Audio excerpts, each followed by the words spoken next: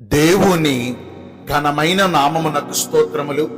ఈ వాగ్దానమును వింటున్న మీకందరికీ మన ప్రభువును ప్రియ రక్షకుడైన యేసుక్రీస్తు నామములో శుభములు, మా హృదయపూర్వకమైన వందనములు.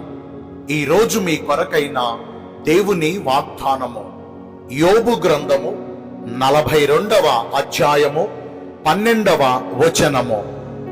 యెహోవా మొదట ఆశీర్వదించినంత కంటే మరి అధికముగా ఆశీర్వదించెను. మంచి దేవుడైన యేసయ్య ఈ మంచి వాగ్దానమును నిశ్చయముగా నేడు మనందరి జీవితములలో నెరవేర్చునుగాక. ఆమేన్. ఈ వాగ్దానాన్ని మనము పరిశీలిస్తే ఊజు దేశస్థుడైన యోబును గురించి మనందరికీ బాగా తెలుసు.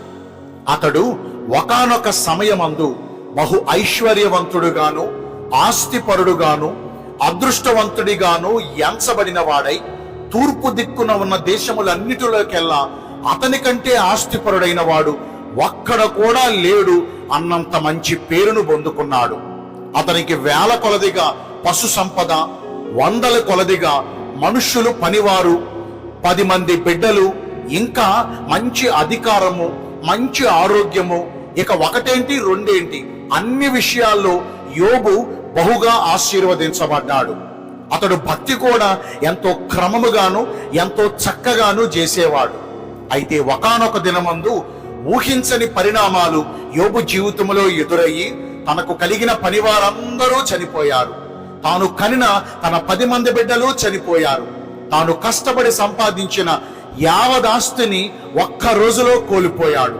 ఈ నష్టమంతా కూడా యోబు జీవితంలో ఒక్క రోజులోనే జరిగింది.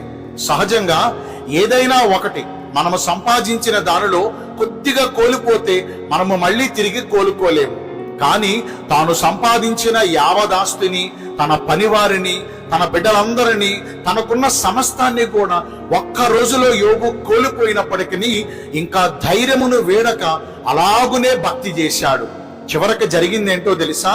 14 సంవత్సరాలు కఠినమైన బాధలు, కఠినమైన పరిస్థితుల గుండా యోబు ప్రయాణము చేసినప్పటికీ వన్ ఫైన్ డే యెహోవా యోబును మొదట ఆశీర్వదించిన దానికంటే మరి అధికముగా, అంటే 2 అంతలుగా యోబును ఆశీర్వదించాడు.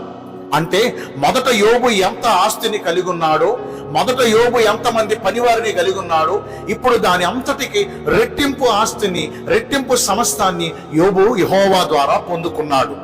ప్రియ దైవ జనాంగమా, ఈ వాగ్దానాన్ని వింటున్న మన జీవితాల్లో కూడా గతించిన కాలములో ఒకప్పుడు మనము బాగా బ్రతికిన వారమై ఉండొచ్చు. మనము సంపన్నుల కుటుంబంలో పుట్టి ఉండొచ్చు. మనకు ఏ లోటు లేకుండా అన్ని పరిస్థితులు బాగా మనకి అనుకూలంగా జరుగుతూ ఉండవచ్చు. కానీ ఈ జీవిత ప్రయాణములో కొన్ని ఊహించని సంఘటనలు మనకు ఎదురయ్యి, ఊహించని పరిణామాలు మన జీవితాలలో చోటు చేసుకుని మనకు కలిగిన సమస్తం కూడా మనము ఒకవేళ కోల్పోయి ఉన్నామేమో, శోధనల చేత నలిగిపోతూ ఉన్నామేమో, బాధల చేత, బంధకాల చేత వేదన పడుచు ఉన్నామేమో. ఒక పక్కన మనం కోల్పోయింది ఒక ఎత్తు అయితే, మరొక ప్రక్కన మనకు ఆప్తులైన వారు, మనకి సన్నిహితులైన వారు, మనకి స్నేహితులైన వారు మనలను గుచ్చి హేళనగా మాట్లాడుతూ, మనలను నిందిస్తూ, మనలను అవమానపరుస్తూ ఉన్నారేమో. ఇలాంటి ప్రతికూల పరిస్థితుల మధ్యన నలిగిపోయిన, గుండె చెదిరిపోయిన పరిస్థితులలో ఉన్న మనతో ప్రభు మాట్లాడుతున్నారు.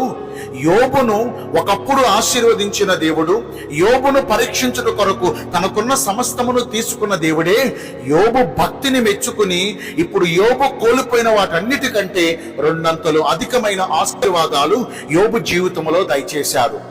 యోబునకు ఇట్టి ఆశీర్వాదమును అనుగ్రహించిన దేవుడే ఈ వాగ్దానాన్ని వింటున్న మన జీవితాలలో కూడా మనము కోల్పోయినవన్నీ తిరిగి మరలా మనకు 2 అంతలు అధికముగా ఆయన మనకు దయచేయబోతున్నాడు. అయితే మనము ఎలాగున భక్తి చేయాలి? అసలు యోబు జీవితాన్ని మనం పరిశీలిస్తే అన్నీ కోల్పోయాడు, తిరిగి మరలా 2 అంతలు అధికముగా పొందుకున్నాడు. ఇంతకీ యోబు ఎలా భక్తి చేస్తే అలాంటి రెట్టింపు ఆశీర్వాదాలు పొందుకున్నాడంటే, మొదటిగా అతడు శ్రమలలో కూడా తన యథార్థతను విడిచిపెట్టలేదు. ప్రతికూల పరిస్థితులు ఎదురైనప్పటికీ తన నిజాయితీని విడిచిపెట్టల, తాను చేస్తున్న భక్తిని మానలేదు, తన భక్తి క్రమాలు ఎక్కడ కూడా వెనకడుగు వేయలేదు. తాను దేవుణ్ణి ఆరాధించడం మానలేదు, తాను దేవుణ్ణి స్తుతించడం ఎంత మాత్రము విడిచిపెట్టలేదు. ఇదే కదండి యథార్థత అంటే.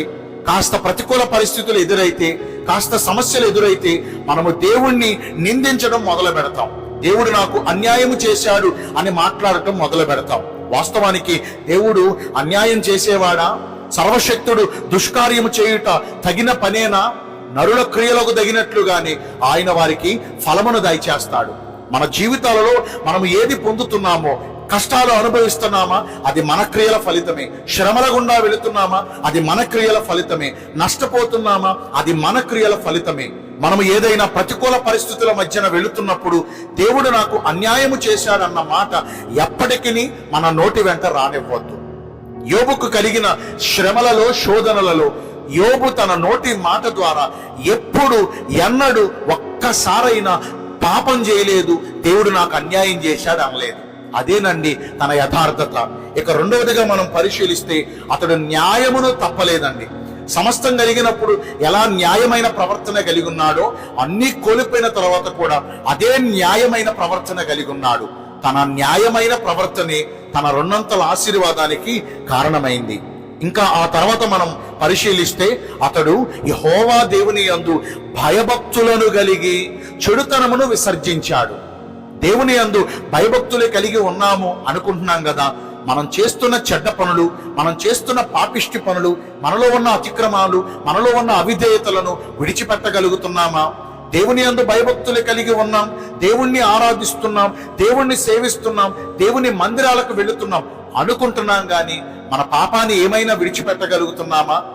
ఒక్క మాట మీతో సెలవిస్తానండి, మనం ఎప్పుడైతే చెడుతనాన్ని విసర్జిస్తామో అప్పుడే ఆశీర్వాదాలు స్టార్ట్ అవుతాయి.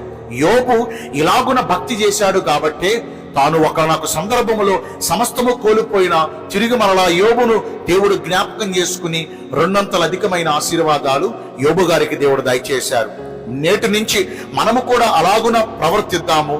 దేవుని ద్వారా కోల్పోయినవన్నీ పొందుకుని మరి అధికమైన ఆశీర్వాదాలను అనుభవిద్దాము. దేవుడి కొద్ది మాటలు మన వినికిడిలో దీవించునుగాక. ఆమేన్. మీ అందరి కొరకు చిన్న ప్రార్థన చేస్తానండి. పరిశుద్ధుడా, ప్రేమ కలిగిన యేసురాజా, మీ కృపగల ఘనమైన నామమును బట్టి నిండు మనసుతో కృతజ్ఞతా స్తుతులు, స్తోత్రములు, వందనాలు చెల్లిస్తున్నామయ్యా. యోబును మొదట ఆశీర్వదించినంత కంటే మరి అధికముగా ఆశీర్వదించారు. నేడు మేము కూడా యోబు వలె ప్రవర్తించి మీ ద్వారా అధికమైన మేలులు పొందుకునే కృప మా అందరికీ దయచేయండి. ఈ రోజున ఎందరైతే పుట్టిన రోజులను, వివాహ దినములను, ఇతరమైన శుభకార్యములను జరిగించుకుంటున్నారో వారందరికీ మెండైన దీవెనలు కుమ్మరించమని, మీ రాకడ కొరకు మమ్మను సిద్ధపరచమని యేసుక్రీస్తు ప్రశస్త నామమున ప్రార్థించి వేడుకొనుచున్నాను మా ప్రియ పరలోకపు తండ్రి. Amen. May God bless you all. Thank you.